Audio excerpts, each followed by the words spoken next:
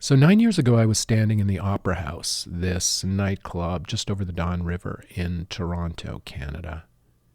And the place was filled with friends and people.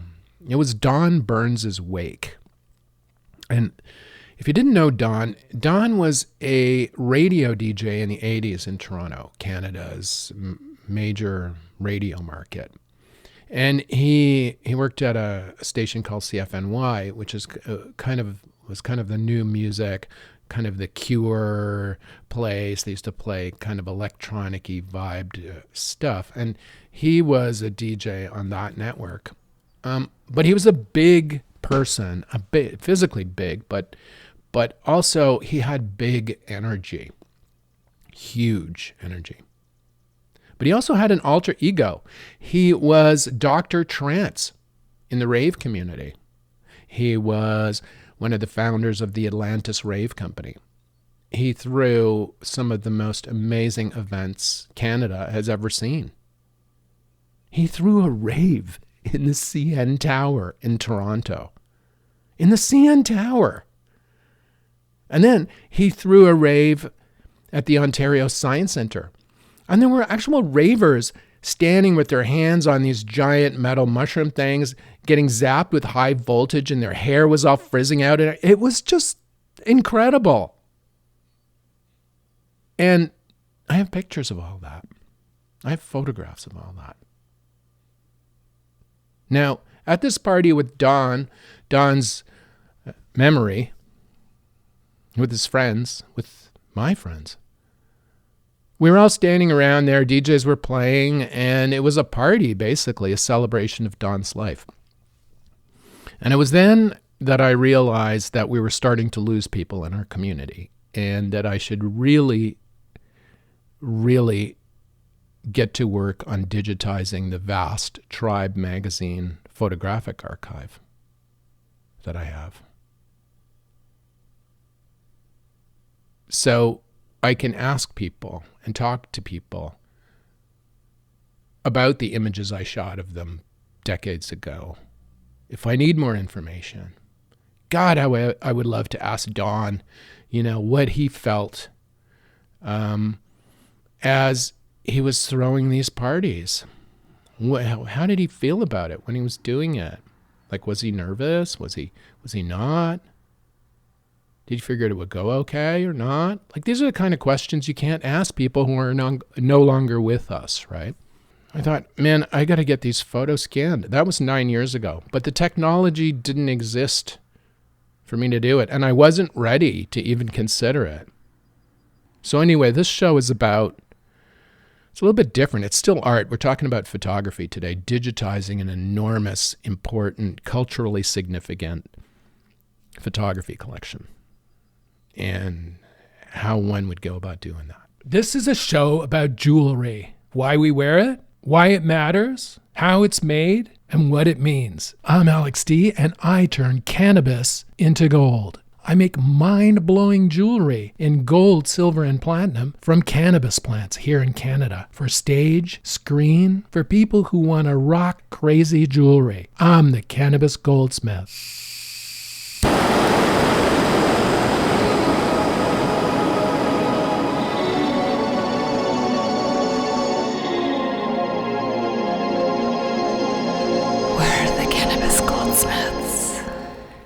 Okay, today's show is not going to be about jewelry or design, but it's going to be about art, photography specifically, and the photography from a magazine that published in Canada back in the 1990s and 2000s called Tribe magazine. Now, this was a monthly magazine that came out, and it was entirely about DJ culture, new music, electronic music when that was born. But before that, it was just DJ music, partying, house music, techno, jungle. It was about music and a love of music, but not mainstream music. not music other people were listening to. This was music that many couldn't even put a name to. They didn't know who the artist was at first. Eventually, they'd learn it was called, something or other. But they'd been dancing to it already for 2 months. So these were the readers of this magazine. It was kind of an underground magazine at first, but it became not mainstream, but more circulated. The name Tribe actually came from one Saturday night. One Saturday night, I was at a club in Toronto, and somebody handed me a slip of paper with an address on it. It said, "Go here after the club closes." So I think it was on Richmond Street. Yeah, it was on Richmond Street. So when the club closed and I started walking down the road in the middle of the night looking for this address, it was like at the back of a building somewhere, back of one of these old warehouse buildings at Richmond and Spadina in downtown Toronto. And I could hear coming from, the distance, a bit of rattling warehouse glass, but not too loud, And then I started noticing people, little groups of people walking towards that sound, towards that address. Little tribes of people. And I immediately thought, I'm going to call this magazine Tribe. And so that's where the name came from. And it was accurate because it's still accurate, I think, because we're still a tribe of people who love to dance. And we love to listen to new music. We love Canada. We love Canadian artists. We like our international artists, are the ones we enjoy the most, that we pick out. And we're a tribe. So this is the magazine, and I published it for 10 years, and over 10 years, actually. But the period that this concerns is the period before digital photography. So it's all film, negatives, no digital photography. So I was shooting photographs in all these events, in all these these little tiny parties to big, massive 17,000 people parties. And I'm photographing the people who went, the DJs who played at them, the records that were on the turntables, the sound guys sleeping in front of the amp stacks, the people sitting on the floor in the corners, the people dancing, the people waiting outside in the lineups, the people outside flyering to make sure other people would come to the next party. I photographed everything. There are literally 12,000 images on slides and negatives. It's an enormous collection. But because it was shot in a defined time, now this is why this is important. This collection is important. Because I shot it during a defined period in history, a really important period of history that no one else seems to have captured well, this collection is extremely important. And that time is when the internet was born. So these images cover Canadians as the internet is being born. This is well before smartphones. This is the internet, the web. And you can see it in the photos. And the other important thing about this collection is that it's a cohort, a group, a large group of people that I followed with the camera, but a defined group. It's not like random people, right? This is like a large, defined group of us who stayed pretty much together as the internet was being born, and then during the birth of the internet, and then once phones hit, everything changed. Actually, I would say once Facebook hit, everything changed. But up to that period, I would say from 1993 until about 2005, when I was shooting just film and negatives, I was capturing this moment in Canadian history. And because we are so much like the Americans in many ways, and the people from the UK, parallel cultures sort of rose in those places as well. Rave cultures or underground music cultures. People can see ours in these photos, can see themselves in these photos. For example, if they're living in the UK and they went to some warehouse parties, they'll see these photos and they'll understand them completely. They'll know what they mean, even though they're not in the photos. But it'll relate to experiences they had at the time. The fashions are all documented. Everything here it's all there. And that's how valuable this collection is. There's nothing like it in the world, right? And to attack it, to digitize it, is such a daunting project. So I knew someday when everything switched to digital, I would have to digitize these slides and negatives. So I guess in the late 90s or early 2000s, I bought all this expensive Nikon slide scanning gear in order to do that, right?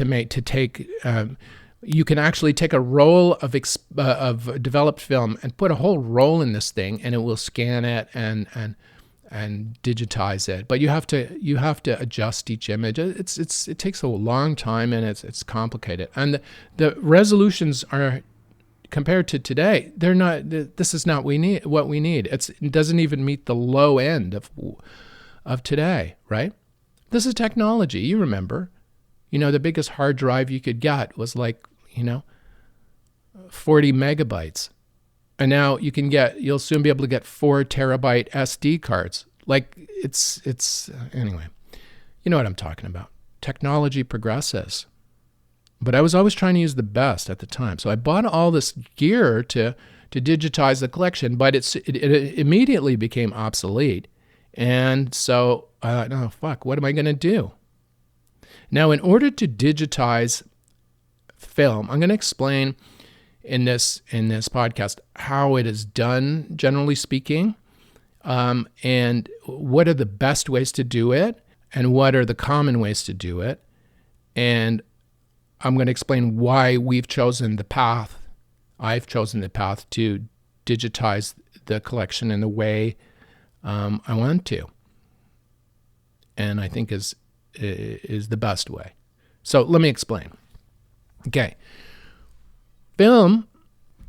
There are things called film scanners that exist, and this is what I bought: this Nikon film scanner, and it's specially designed to scan film. Now, the resolution is really important. You might think of it like megapixels. Most people know that more megapixels is better. That's sort of generally accurate. So think about it that way: more resolution, more. You want to take more out of the slide or negative with the scanner. You want to get as much information as you can out of it. And what that information is what's visibly there. And then also maybe what's not visibly there, stuff that's in that image that you can't see with the naked eye, that it's going to capture all that at a high resolution that you can later print or show on a screen. But until then, it's on film or negative. So it has to be digitized. And the digitization process converts it into a digital file that you can later print or adjust or change or fix or do things with in order to make the print better. Okay? Now, that's generally speaking what it's about. Now, there are levels of scanning. It starts at really cheap ones you can get on eBay, where you can put a slide in the thing and it'll do it, and it'll produce a file for you that it might be large. It might be a large file. It might say a whole bunch of megapixels. But the quality of the scan is going to be really poor. And the more you blow it up, or the closer you look at it, the worse it is. So we don't want that. We want the best for this, because this is our culture. This is our history. This is us, right?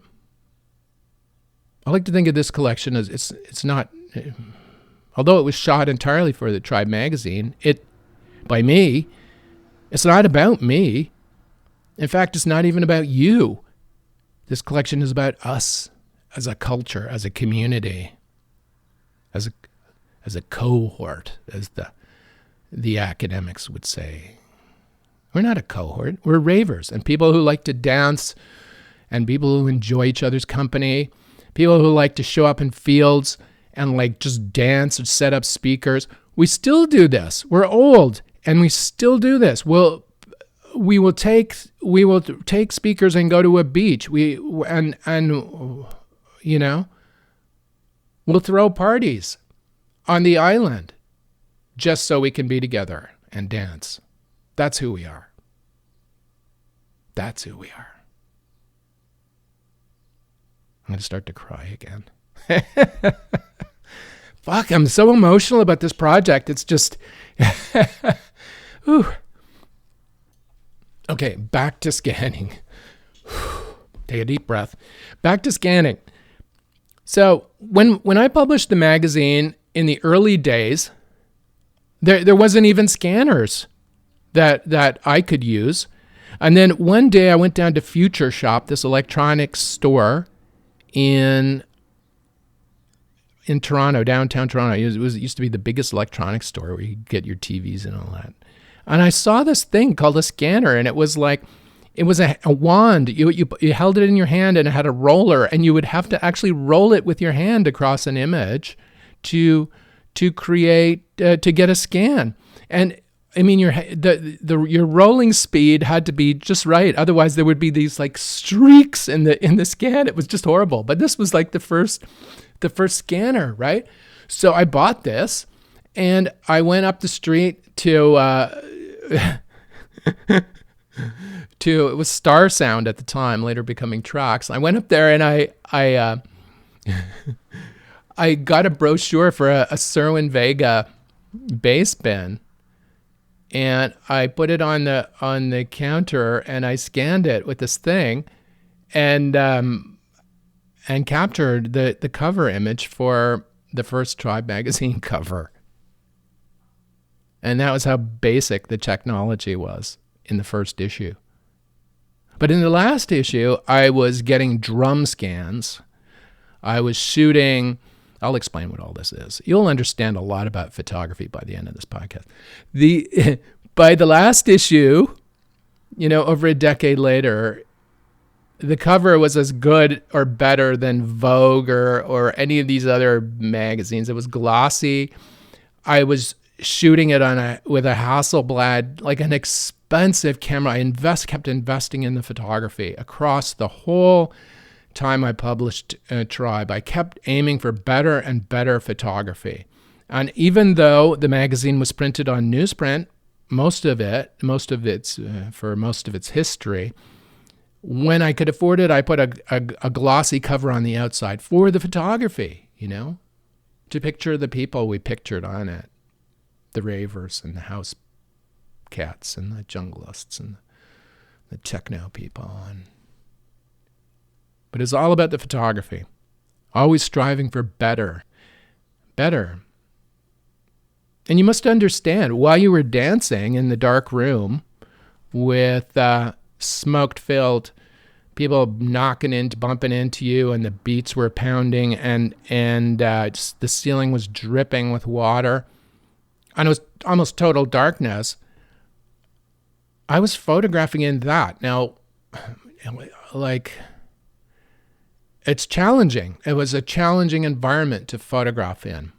So I kept looking for technology, for cameras that could deal with that, right? That could deal with that kind of environment. And film, I bought the best film I could afford. Mostly stuff that professional photographers were using when I could afford it. And so the pictures are great. So there are different types of scanning. And what scanning is, the first hand scanner was like a hand scanner. It was like a freaking wand. It looked like a massage wand almost. It was just so weird. Anyway, they started putting out flatbed scanners after that you're probably familiar with. You put your document on it, goes and it scans the thing. Okay. The resolutions on that are low. Some of them can scan a transparency, a negative, something that you can see through. Some of them have like a light, right? That can, Yeah, they claim to be able to scan 35 millimeter slides properly or whatever. No. Let's just say no. We've checked all these things. It's not what we need. We need better. So I started looking around for solutions, and somebody said, okay, if you want a glossy cover on Tribe, you have to drum scan it. You have to shoot a good picture on a good piece of film with good lenses, good cameras, then drum scan the negative. Now, a drum scanner is a device. You're falling asleep by now already, aren't you? Drum scanning. This is the most exciting part of this podcast. Okay, drum scanning. A drum scanner was about the size of a refrigerator on its side. All right? And it had a glass tube, a horizontal glass tube. It's the weirdest fucking looking thing you've ever seen. Like a refrigerator with a piece cut out of it with a large glass tube. And what technicians would do, they were technicians that had to operate these fucking things, right? And they would float the negative in a liquid on the inside of the glass tube, or tape it onto the glass tube and then put liquid underneath it so that the film would sit right on the glass, and then it would spin.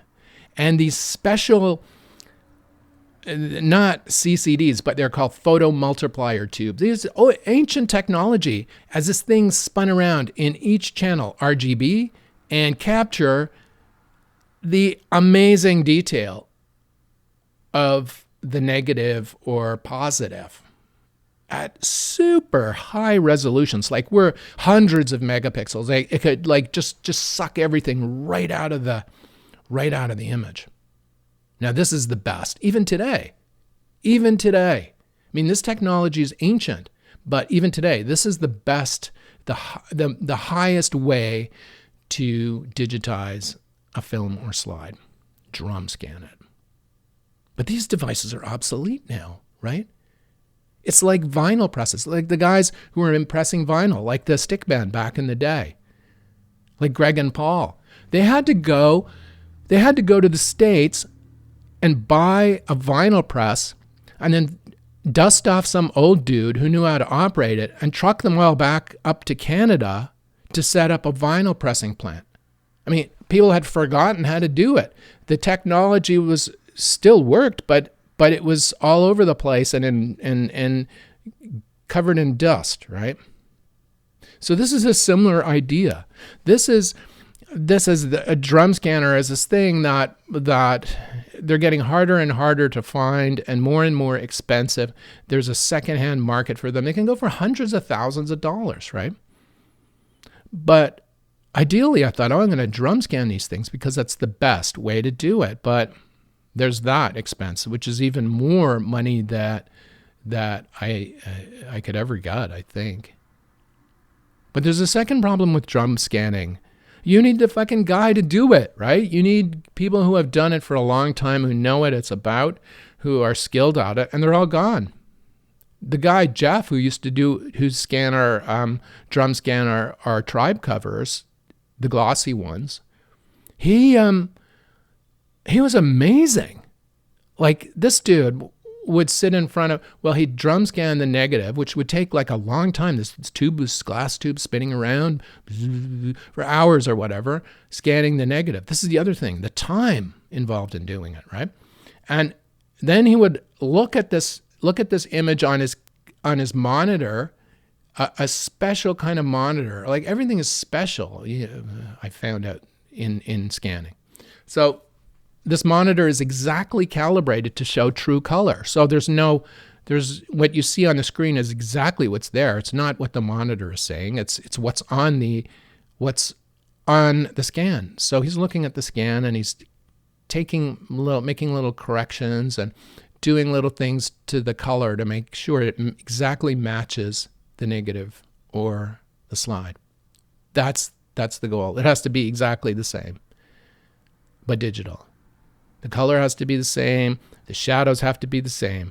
The highlights have to be the same. All that has to be the same when it comes out of the scanner. And then It can be sharpened. It can be, if there's little issues with it, they can be corrected.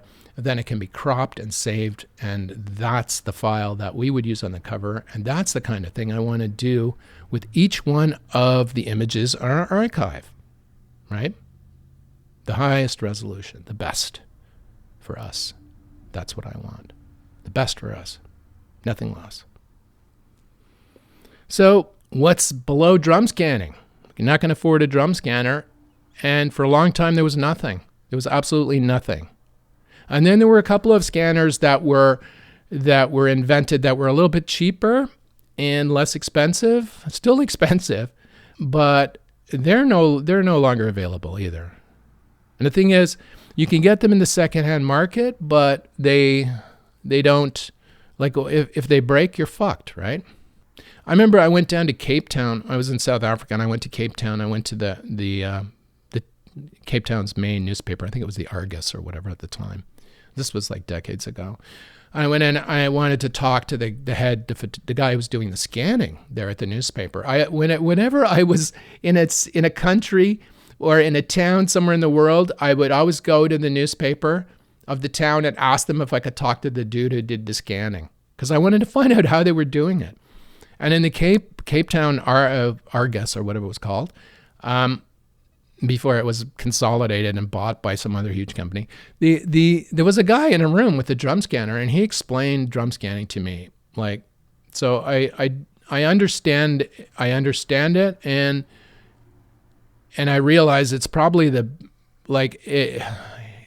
a photographer who wanted to make a big picture on a wall, a big blow up at a museum, would likely use a drum scanner to scan the negative to get the absolute best image. Now, this was my goal, to get as close to that as possible. So as time went on, there was no technology that was either affordable or that was adequate, right, for this task.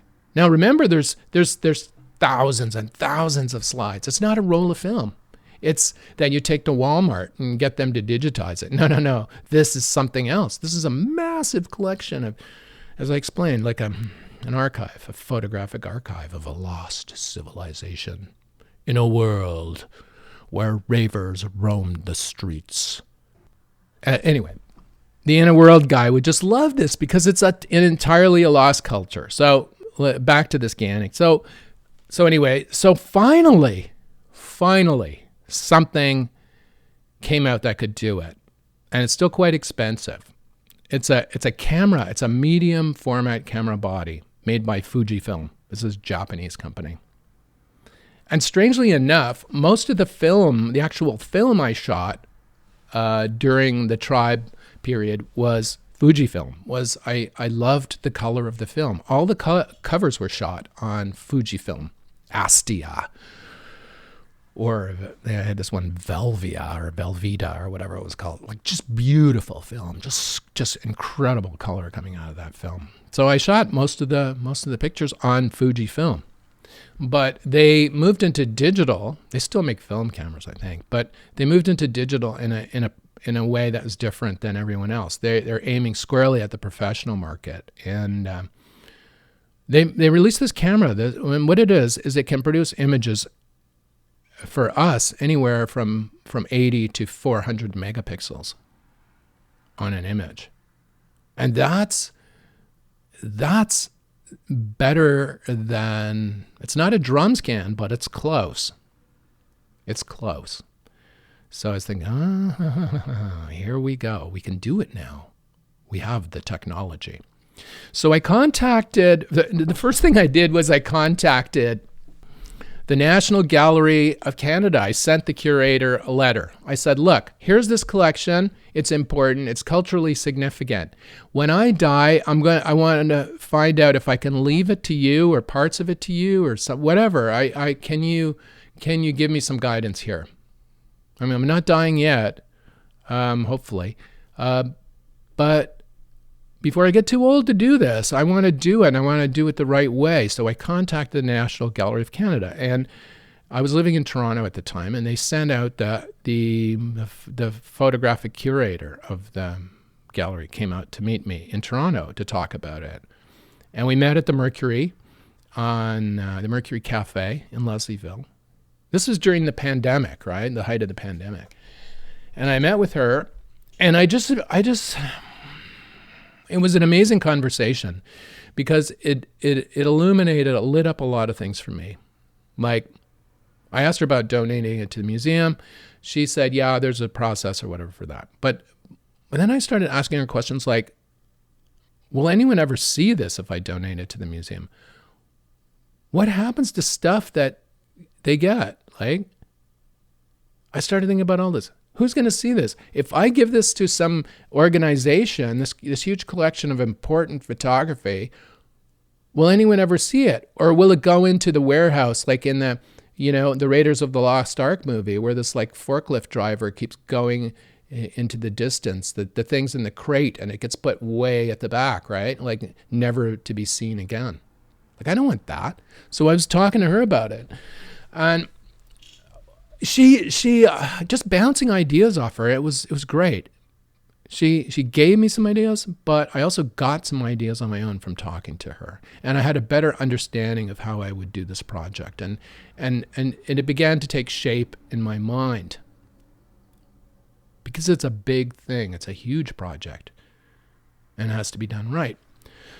I figured, okay, I'll start doing research, technical research, to find out how to do this properly and to scan it properly.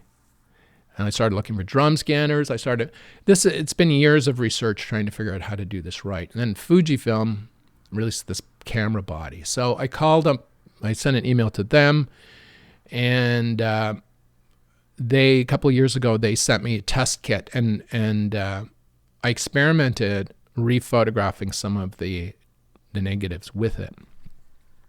And the results were great. So this is what we're going to do. We're going to rephotograph each one of these images with this special camera and special lenses, macro lenses, that allow us to zoom right in to the negative or slide. It'll be rephotographed at anywhere from 80 to 400 megapixels. And now that will depend on the image. If the image is really good and special, like I think it speaks a message or it says something, I'm going to scan it at a super high resolution for archival purposes.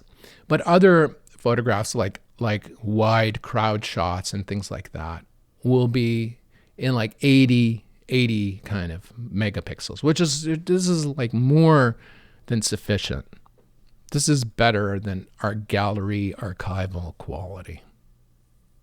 But that's only the beginning. That's only the beginning. Once that image is rephotographed, it has to be color corrected and adjusted to the point where it exactly matches the physical negative or slide. So to do this, we need color calibrated monitors, and these fucking things are expensive, but they show the color as it is. It's real. It's not like some monitor you bought that you might be adjusting the color on your image that the monitor is showing, but the monitor might not be accurate. So you're ruining the actual scan that you've just taken and spent all this time on. So that's why color calibrated monitors are important, and they're expensive. So we're going to need those, okay? We're going to need the special lenses that fit on this medium format camera. We're going to need to build a special stand and to hold it all in place and lock it in place. We're going to need a special light source that resembles the sun in color temperature, but that doesn't burn holes in this film and negative. So we need like LED lighting that is 99% plus like sunlight, right? It has to be so accurate because that's what's shining through the negative into the camera and being photographed. So we're going to capture all that. Now, this is a big job. Rephotographing, it's a big job. But the color correction is the bigger job. And that's where the time is going to take. But during this process of adjusting the color, sharpening, taking out dust. When you rephotograph a negative at this high magnification like that, remember, we're magnifying this really, really a lot with special lenses to capture the full negative, right? If there's the tiniest speck of dust on that, it's fucking blown up to this huge thing. And that has to be taken out after in the file before it's saved. And when the file is saved, finally, the museums and the galleries, they want it, the format they want it at is a TIFF format, right? And this format is the largest format. It's not like a JPEG format where it's small. So these files are huge. And to shuffle them around different drives and to storage and eventually burn them on Blu-rays, or this is another thing, we have to figure out how to save these files for the future. So we're still working on that part, but we're getting closer. Blu-rays, they last a long time, 100 years or whatever, supposedly, but who knows, right? So that'll be a part of this project too, deciding what the best formats are to save these scanned images on. And now it's not just the scans have to be good. The data associated with the images has to be good. And the metadata, right?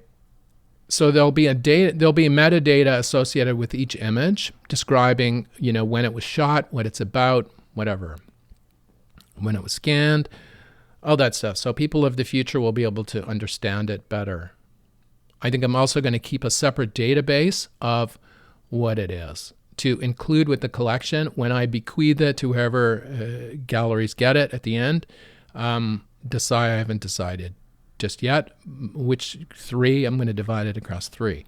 But I'll include data, so a file on paper and digitally that will describe each image. They'll be numbered. So the curator will be able to look at one image and understand that it was shot in 1994 on Spadina Avenue, and it was this party. All right. So that kind of data, and we can get that kind of data because as we scan, I can release some of these images on our channel, on our social media channel, and if I don't know who's in the image, we can crowdsource who's in the image. But also, because the magazine is the actual printed record of our culture, we can refer to similar images that were printed in Tribe magazine to determine the date of the scan that we're doing, right? Also, we're still a cohort, we're still a group. We're still a loose ragtag group of ravers and house cats in a world. We're still a group, and we're still in touch with each other. So I can email somebody and say, Jason, is that you in the background? So there you go. That's how we can get all the data for this project. And it'll be associated with the images and then saved on archival media. And then books can be published, documentary films. Over the 9 years, I've realized, and probably you have too, how fucked the world is. For whatever reason, whether it's social media or phones or politicians or technology, whatever it is, the world is fucked. And most people are just at home doom scrolling till their fingers bleed, right? But this is a collection about happiness, hope, love, new music. It's the antidote. It's the antidote, I think. So I want to preserve it and protect it for Canadians of the future to see. I had this sense recently, it's a very strong sense, it's a feeling I have deep inside that 100 years from now, people are going to need to see these pictures. There'll be something going on in the world where some Canadian kid in a basement or garage will how sitting with his VR goggles or with his brain implant or whatever, we'll see one of these photos and understand the importance of people getting together to do things. Maybe he might, or she might take fashion advice from some of these pictures 100 years from now, or music advice from us. We can speak to people in the future with these pictures, and we should, I think. I started thinking about history. History is actually made by the people who left the best images behind. If there are no pictures, it didn't happen. If there are no pictures, it didn't happen. And the better the pictures, the better the historical record. So I started thinking about all this stuff. It's also big, It's bigger than me. It's bigger than you. It's our culture. I want to preserve it. So I thought, okay, I started developing a budget. I got these cameras from Fujifilm. I tested them, different setups. Started doing research into the gear. I know what we need. I've got a budget for it. It's a lot. I need to raise $50K to get all this gear. And so I thought I'm going to do a fundraising campaign on Indiegogo to raise money to get the gear to start this job and do it. I think it'll take about 2 years to complete the job. Once the money is raised and the gear is set up and we get to work. And then as we go, we can release some pictures. And then when we're done, we can release the first book, first coffee table book. So I designed this campaign. There's design. See, there's design on this podcast. I designed this campaign, this fundraising campaign to raise money to get the gear. And it launches on April 22nd. It launches on Monday. The pre-launch page is up there now. You can see it at preservethebeat.com. Preservethebeat.com. The campaign is called Preserve the Beat. And the whole goal is to preserve these photographs, to protect them, to preserve them, and to lock them into Canadian history for future Canadians to see. For hope and inspiration for them, because I got a feeling they're going to need it. We can give it to them. We can. Anyway, so Preserve the Beat. Indiegogo page is preservethebeat.com. Once the gear's together, we're going to get to work and do it. I've described the gear we're going to need, and in the campaign page at preservethebeat.com, there'll be a list, a budgetary breakdown of where the money is going to go, to what, and so you'll be able to understand it. And there'll also be a more brief, a shorter explanation about what the project means, and I hope you can help. I hope you can dig in and help for this. I'll be able to offer some really good perks. I'm a jeweler now, so for super big donations, I can offer just wicked jewelry, wicked tribe jewelry. There's super nice bomber jackets, tribe bomber jackets. But one of the most important perks will be your name in our first book as a donor. In the first book I publish with these photographs, the inside of that first book will be pages of people who donated to this campaign. So please donate to Preserve the Beat. And thank you for listening to this really long monologue about how to scan images. Now in review, how we're going to do it. We are going to rephotograph the images with a special camera and lenses. We're going to look at each image and correct the color and take off all the dust and sharpen and do all that stuff on special calibrated monitors. We're going to save the archival master image on special drives like long lasting Blu-rays, and also drives, traditional drives that can last a long time. And then we're going to extract smaller images from those images to put in books on the web or whatever. So the master images will be preserved. And then we can take other images from those. So that's how it works. And the ultimate goal is, when I'm no longer around, to make sure this collection goes to a good place, and I'm going to make sure it gets the best chances to last into the future. It's a lifeboat, I think, for future Canadians. I might be wrong about that, but I don't think so. I feel it inside.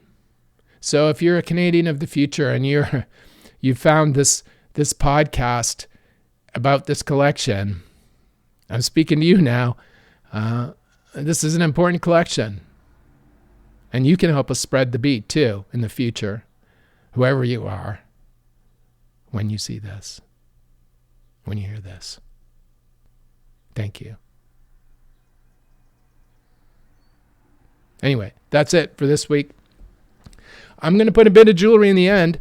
We're at, I don't know what, fucking 40 minutes already. Anyway, I didn't cry even once during this podcast, so I'm quite happy. But what I'm working on now, I cast these amazing indica leaves in precious, not in precious metal yet, but I've modeled them and made these amazing leaves. They're just great. So one is gonna be a belt buckle, which I'm almost ready to send to our vacationing master goldsmith, Ed. When he gets back, he'll no doubt have some mail in his inbox. But this is going to be an amazing belt buckle, and also I'm doing a ring, one of these two finger rings, like one of these big, not a knuckle duster, but like two rings on a big face. You'll see, with one of those indica leaves. It's going to be just sick. It's going to be beautiful. Now that piece is going to be for somebody on stage. If they're on a mic and they're holding the mic with this on their hand, this is going to be very cool, I think. So that's how I'm thinking about that product. But I'm going to put up, this week I'll put a photo of it up on our Instagram account so you can see what that piece looks like, or what it's going to look like when we cast it in precious metal. But anyway, that's it for me. Next week, we'll get back to the regular schedule. Final thought, please check out preservethebeat.com about this collection I've been talking about today. Donate, please. Even a small amount to help me preserve the beat. Somebody on our Facebook group named Steve asked why we're only going to digitize 10% of the collection, as I said in the pre-launch video. And the reason is that it's about how I used to take photographs, and I would take 3 or 4 photos before I would get one that would be the one. Would be the photograph. That's my shooting style. I shoot in bursts like that. And as I was shooting, I was focusing. Because the cameras that I used back in the day were manual cameras, it wasn't autofocus. And the autofocus cameras that existed at the day couldn't autofocus in the dark. And a lot of where I was working was in dark rooms, in pitch black rooms, occasionally lit with lighting or maybe a red light from a turntable, stylus light or something. But it was pitch black and dark and people moving around and hard to get a focus. So the way I shot was I would frame the picture, and then I'd shoot again, and I'd change the lighting settings and the focus, and I'd shoot again and again, and I'd be changing the focus as I'd be trying to get the shot. Now, music is blaring, people are bumping into you. And so this is the environment that I was working in. So when I say digitize 10% of the collection, I'm putting some insurance in here that I'm assuming 1 out of 5 photos is good, because I know the way that I photographed back then. But the rest is a bit of insurance. I'm sure it'll be more than that, but I will only be picking out the best photographs. And by that I mean the photographs that speak to me as the photographer, as the artist. And then the photographs that say something to others, that I think will say something to others. But importantly, the photographs I'm going to digitize have to be digitizable. They have to be in focus. They have to be lit correctly. The lighting has to be right in the photos. They have to be exposed properly, is the photographic term for it. So that's why I say 10% of this huge collection is what I'm aiming for. The Cannabis Goldsmith is produced by Tribe Communications, Inc. in the Thousand Islands area of Ontario, Canada. You can see what we do at tribe.ca. Send us an email, alexd@cannabisgoldsmith.com. Thanks for listening, and we'll see you next week on the Cannabis Goldsmith.